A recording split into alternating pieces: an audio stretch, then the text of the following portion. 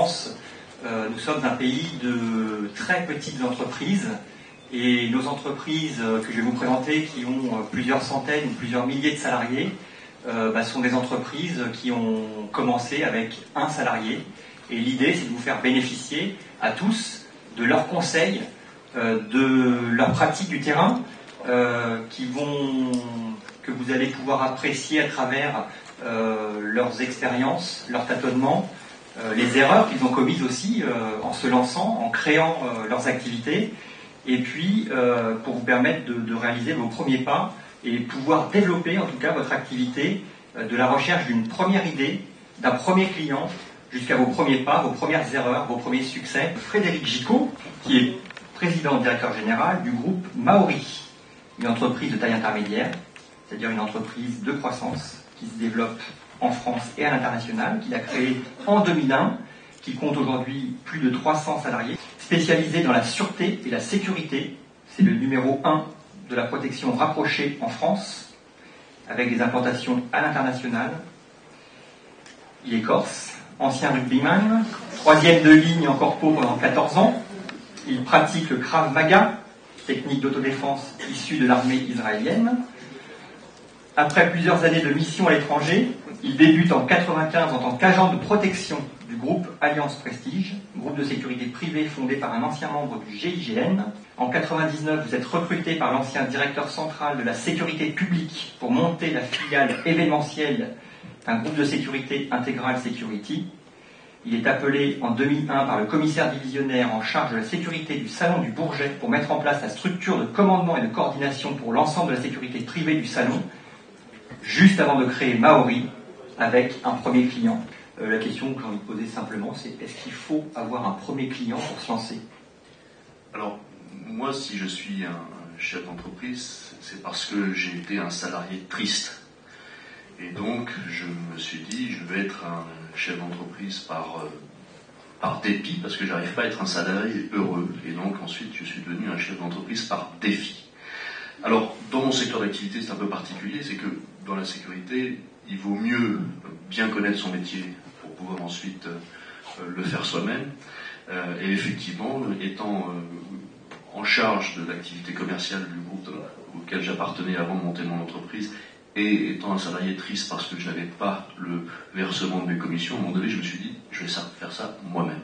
Alors je suis parti avec les clients que j'avais ramenés. Alors c'est sûr que c'est quand même plus rassurant quand on a un fond de sauce, entre guillemets, commercial avec des clients qui vous suivent, parce que ils vous connaissent, ils connaissent la façon dont vous travaillez, et puis mais c'est pas parce que c'est ça que ça fait l'entreprise. Donc après, il y a tout le cheminement.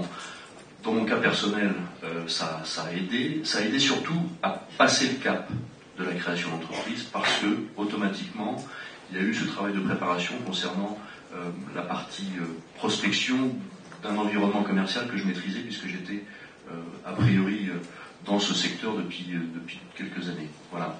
Sinon, très rapidement, moi je suis un polyredoublant, je suis un polymiraculé de la vie économique, et un chef d'entreprise, ça se casse la figure tout le temps, mais il faut avoir effectivement le courage et l'audace de se remettre sur les jambes et de continuer. Comment fait-on pour bien s'entourer quand on se lance? D'abord, le premier écueil du créateur d'entreprise, c'est l'isolement. Et pour rebondir sur ce que disait mon camarade tout à l'heure, c'est qu'il faudrait arriver à être un créateur avec une mentalité de repreneur. C'est-à-dire, à un moment donné, le chef d'entreprise qui crée son entreprise, il arrive à un moment donné à être un peu le maillon faible de sa propre entreprise, sans vouloir parler de jeux télévisés. Mais c'est vraiment ça. Donc il faut toujours avoir à l'esprit que, de toute façon, seul, même si on a une super idée, même si on a le super des réseaux, même si on a la capacité commerciale, à un moment donné, l'union, c'est la force, et surtout le fait qu'il ne faut pas rester seul. Alors, soit au travers d'une association, mais c'est parfois difficile à gérer, mais surtout au fait d'avoir bien effectivement un collectif, et j'aime ce mot, l'équipe, le collectif derrière soi. Moi, quand j'ai monté mon entreprise, on m'a dit, faut non pas seulement un projet, mais il faut un compte bancaire, sinon vous ne pouvez pas déposer vos statuts. Et le banquier, quand il a vu la tête de mon business plan. D'abord, je ne savais même pas ce que ça voulait dire. Il ressemblait à un timbre-poste, mon business plan. C'est je veux, j'ai peut-être un contrat, machin. Donc, il a fallu bien être sûr que je staff et que je m'entoure. Donc, c'est là, je dirais, le réel écueil. C'est de comprendre que c'est pas parce qu'on est chef d'entreprise, c'est pas parce qu'on est créateur d'une super idée ou qu'on porte un projet fort et que tous les jours on va se remettre en question que l'on peut y arriver seul. Et donc il faut effectivement choisir les femmes et les hommes qui vont vous entourer et comprendre qu'ils peuvent eux avoir l'expertise plus que vous. Laissez-les travailler. Laissez-les travailler. Et arriver à vous dessaisir un tant soit peu de l'entreprise que vous avez créée, parce que c'est eux aussi qui feront la réussite de l'entreprise, pas forcément vous tout seul.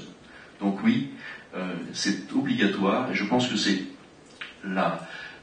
une des conditions essentielles du succès pour arriver jour après jour à faire en sorte que l'entreprise que vous créez, elle soit pas reprise par un autre, parce que comme on l'a dit tout à l'heure, la première personne qui saute quand il y a une reprise d'entreprise, c'est le fondateur, et c'est symptomatique. Donc, quand un chef d'entreprise veut créer son entreprise, il faut qu'il fasse en sorte de pouvoir durer. Et durer, c'est s'entourer, écouter et laisser faire. En 2 mots, c'est quoi les principaux risques contre lesquels on doit se prémunir lorsqu'on se lance?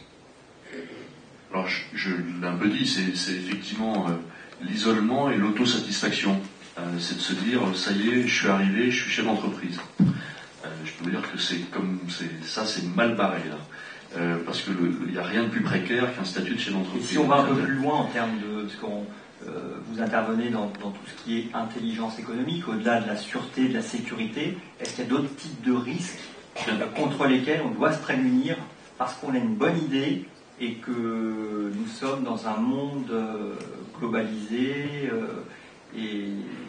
Alors, déjà, c'est pas parce qu'on crée une entreprise, une toute petite entreprise, que le risque de la concurrence n'est pas là. Cette économie est une économie mondiale et que, quelle que soit la taille, quel que soit le secteur, votre idée, votre projet, votre activité intéresse, non pas peut intéresser, mais intéresse une concurrence qui n'est pas forcément bien définie. Donc, vous avez et vous devez vous prémunir sur le risque de concurrence. Alors sans être complètement paranoïaque, mais faites attention. Quelque niveau d'entreprise que vous êtes, faites attention.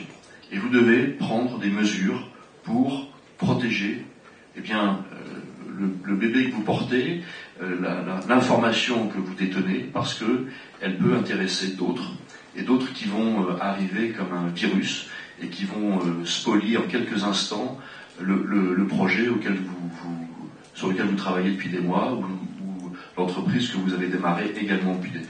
Parce que là, il y a une porosité par rapport à la protection des données immatérielles. Les données immatérielles sont vos projets, c'est ce que vous avez en tête pour faire développer votre entreprise. Donc ça, il faut travailler là-dessus.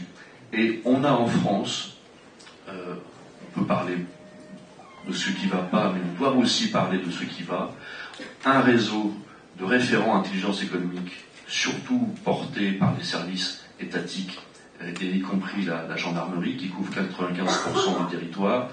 Il ne faut pas hésiter à prendre contact pour demander des sensibilisations. Vous avez beaucoup d'associations, dont une je fais partie, qui vient apporter des mesures très concrètes pour protéger, non pas vous protéger physiquement, mais protéger ce que vous avez en portefeuille, et pour vous donner des sensibilisations sur des mesures toutes simples pour faire en sorte que l'entreprise que vous créez et que vous développez ne soit pas l'objet de mesures fallacieuses de concurrents qui vont vous spolier. Chacun, effectivement, peut se lancer, chacun peut réussir, et pour reprendre une citation de Mark Zuckerberg, le plus grand risque que vous prenez, c'est justement de ne pas prendre de risques.